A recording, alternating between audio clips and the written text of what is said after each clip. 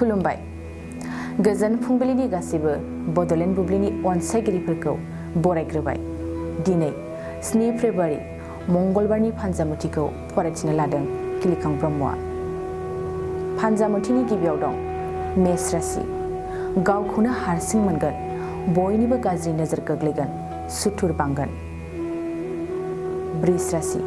गाज्रि सान, मोनफ्रोमबो मावनो लानाय खामानिया फेलें जागोन, साननाया जाफुंनाय नङा।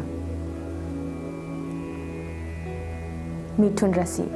गोथार हाबा मावगोन, रावजोंबो नांलाय खमलाय जानाय नङा, मोजां सान। कर्कट राशि।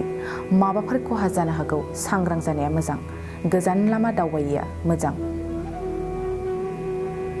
सिंह राशि। न'खराव गोजोन थासारि फैगोन, मानिबा जाफुंसारनायाव गोजोनै सम बारहोगोन। कन्या राशि। न'खरनि मुवा बेसादफ्रा खहा जानो हागौ, धोन सम्पथिया गुबुननि नोजोराव गोग्लैगोन। तुला राशि। गोसोआव रंजाखांगोन, बयजोंबो गोरोबलायगोन, रंजानायजों सम बारहोगोन। वृश्चिक राशि। मोजां सान, साननाया जाफुंगोन, नेनानै थानाय मोजां फिथाइखौ मावफुंगोन। धनु राशि। हाबा मावनायाव सानख'हायै जेंना नुजागोन, हाबा मावनायाव खस्थ' मोनगोन। मकर राशि। साना हौवा गोरोन्थि मावफ्लांगोन, न'खराव दुखु सहायनांनो हागौ, सांग्रां जा।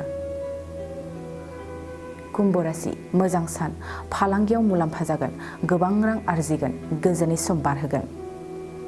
मीन राशि। गोसोआव अनलायनाय सोमजिगोन, सासेया गुबुन सासेजों मोजां मोनलायगोन, मोजां सान।